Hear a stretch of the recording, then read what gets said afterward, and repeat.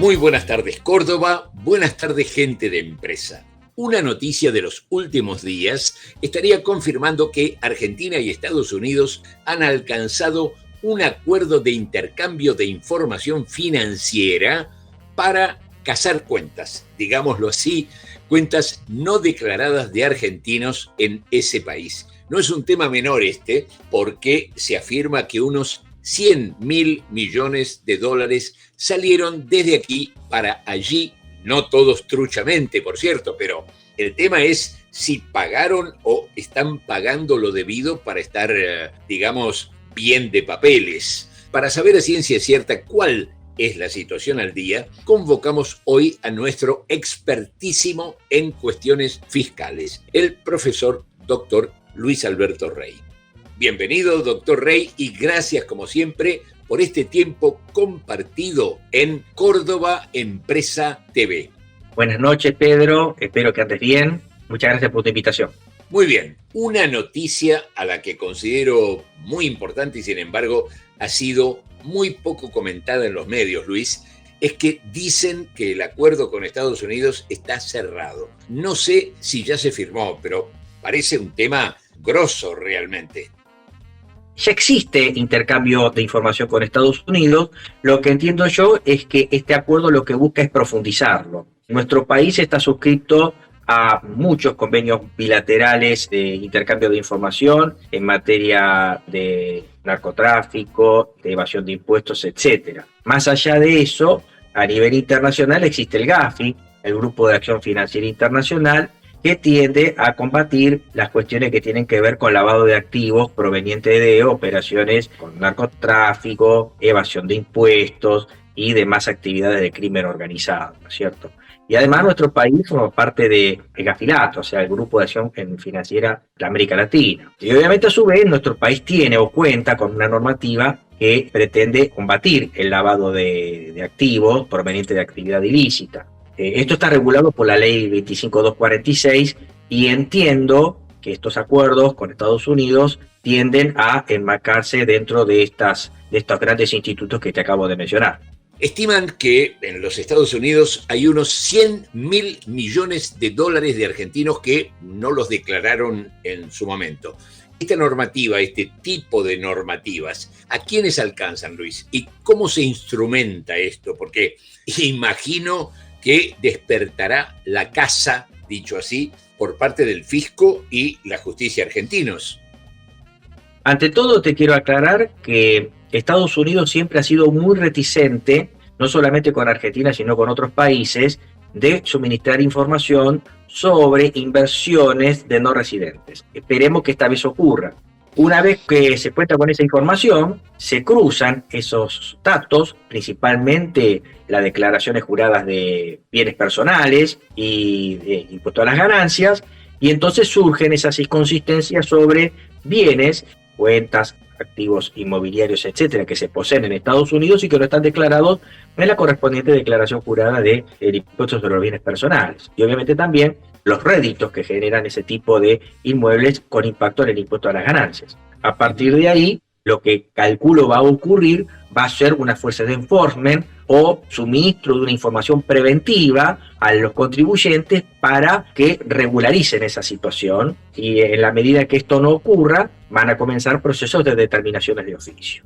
Y otro tema muy interesante que seguramente va a ocurrir, porque ya está ocurriendo, es que seguramente lo que van a articular los contribuyentes para apelar esas determinaciones de oficio es que estos acuerdos ejecutivos son inconstitucionales porque no tienen la ratificación del Congreso. Lo cual es un tema muy polémico, pero en realidad nuestra Corte Suprema de Justicia de la Nación ha dado, a través de numerosos fallos, una conclusión tajante en el sentido de que estos acuerdos ejecutivos no necesitan una autorización del Congreso.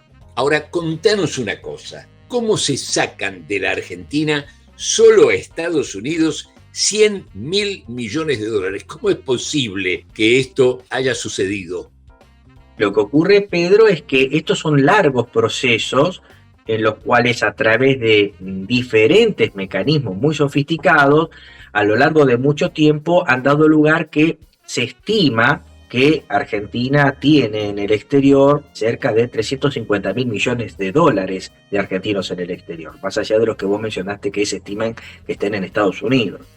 Probablemente hay distintas etapas. Hubo una época en que era muy sencillo sacar divisas al exterior y obviamente en la medida en que nuestro país firmó compromisos internacionales, pertenece al GAFIC, pertenece a GAFILAT, dictó la ley 25246, estableció una unidad de información financiera con autonomía y autarquía financiera para combatir este tipo de maniobras, estos mecanismos se han sofisticado cada vez más. Hoy por hoy lo que te puedo decir es que, bueno, en algún momento se utilizaban el banca de la sombra para fugar, ¿no es cierto? O interpósitas personas, testaferros, o una empresa fantasma en el exterior por las cuales se hacían estas transferencias haciendo ficticia una operación comercial. Pero también hoy en día existen determinados mecanismos muy clásicos, muy típicos para fugar, como por ejemplo la operación contado con liqui, que significa tomar pesos, comprar acciones o activos que cotizan tanto acá como en el exterior, adquirirlos en pesos en el mercado local, girar esas acciones, esos bonos al exterior y venderlos por ejemplo, en Nueva York en dólares. Y ahí ya está producida la fuga. Y después, con ese dinero, se invierten en real estate, acciones, bonos corporativos y bueno, etcétera, ¿no es cierto? Ese es el mecanismo que actualmente se utiliza, ¿no? Pero la situación es muy compleja porque tendríamos que ver esto a lo largo del tiempo que ha ocurrido y entonces antes era mucho más fácil, ahora es más complicado pero se sigue haciendo. Y bueno, en total, cuando hacemos la línea y sumamos, sí estamos hablando de la cifra que vos decís en Estados Unidos y de la friolera de 350.000 millones de dólares que de argentinos que están en el exterior. O sea que prácticamente nuestro país, en un modelo de concentración de renta financiera y fuga, concentra renta financiera y fuga para fugarla, y para fugarla el país en deuda. Y de los 350.000 millones de dólares que mencionas, 100.000 estarían en Estados Unidos. Y me pregunto, ¿a dónde estarán los otros 250.000 millones de dólares que nos estarían faltando en esta cuentita? Esparcidos por todo el mundo, en paraísos fiscales de baja o nula tributación. Básicamente son capitales muy difíciles de rastrear, porque se utiliza una ingeniería para que no ser detectados. Esos fondos se fraccionan en pequeñas unidades de monto y se utilizan empresas fantasmas que se crean como hongos, ¿no es cierto?, para eludir el control del GAFI, ¿no es cierto?, o de las autoridades de acá de Argentina, de la UIFPA. Entonces lo que se hace es fraccionar esos fondos para no ser detectados, porque por ejemplo un patrón de auditoría muchas veces es una operación sospechosa por el monto, entonces se fracciona el monto en pequeño para no ser detectados y movidos por distintas entidades, muchas veces creadas solamente a ese efecto, que son empresas fantasmas, y que es muy difícil detectar quiénes son los dueños, porque están creadas en paraísos fiscales que no otorgan la posibilidad de informar sobre quiénes son los dueños. A veces los dueños es una empresa, y esa empresa tiene dueño otra empresa, entonces es muy difícil de llegar a la conclusión de quién es la empresa, ¿no?, o las empresas. Luis, desde el Ministerio de Economía suponen que transparencia mediante, la regularización de esta situación supondría unos 1.300 millones de dólares de ingresos anuales para el fisco. ¿Cómo se produciría esto? El impacto tributario sería muy importante desde ya. Y lo que va a ocurrir son dos vías. Una amigable, el fisco va a invitar al contribuyente, a sabiendas de esta información, a que rectifique sus declaraciones juradas de bienes personales y de impuesto a las ganancias, se someta a un plan de pago, de regularización o eventualmente también un blanqueo, o de una vía administrativa. El fisco va a efectuar una determinación de oficio, o sea, una determinación administrativa según la información que tenga, y de ese modo va a determinar el verdadero monto que le habría correspondido pagar por los periodos no prescriptos de estos impuestos que estamos mencionando, bienes personales y ganancias, ¿no es cierto? Seguramente esto no va a quedar así, muchos contribuyentes van a apelar esta determinación de oficio ante el Tribunal Fiscal de la Nación, obviamente articulando como una de las defensas que estos acuerdos ejecutivos no tienen la ratificación del Congreso, y bueno, bajo el bendito paraguas de que las apelaciones ante el Tribunal Fiscal de la Nación no ejecutan el acto administrativo, sino que lo suspenden, esos montos reclamados por el fisco, que son apelados ante el Tribunal Fiscal de la Nación, no pueden ser recaudados sino hasta que exista una sentencia en contra del contribuyente en Tribunal Fiscal de la Nación, entonces el contribuyente, si quiere ir a la Cámara en apelación, tiene que pagar, ¿no es cierto? Por lo tanto, no va a ser fácil la recaudación, porque no veo tampoco como un resultado posible de que los contribuyentes buenamente se allanen a la pretensión fiscal sin apelar, ¿no? Y finalmente, Luis, contanos, ¿vos creés que esto va a significar un aumento efectivo del control? ¿Modificará las conductas a futuro o toda la inteligencia disponible va a estar a disposición para ver cómo se eluden una vez más los controles y sigue la fuga del dinero, negro casi siempre, de los argentinos al exterior? ¿Cuál es tu opinión? Esto es un paliativo porque en realidad la conducta que existe en el contribuyente es también la de tratar de no pagar impuestos, y si existe un premio por no pagar impuestos, evidentemente va a evadir. En materia de la administración tributaria existen dos corrientes.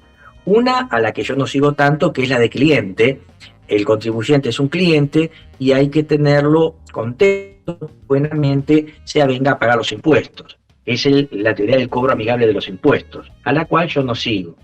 Yo creo que es importante establecer un riesgo para el que evade, un riesgo de remate, un riesgo de cárcel, un riesgo de que el costo de evadir es altísimo si el fisco detecta, ¿no es cierto? Obviamente generando una legislación represiva severa, haciendo que el contribuyente tenga una verdadera percepción del riesgo y del alto costo que implica evadir. En tanto y en cuanto no tengamos una administración tributaria que aplique este criterio de percepción del riesgo, los contribuyentes van a estar en una especie de puerta giratoria, van a regularizar sus deudas cuando les convengan, y cuando les convenga también van a dejar de pagar para después volver a entrar en un nuevo blanqueo o en un nuevo régimen de regularización de pago.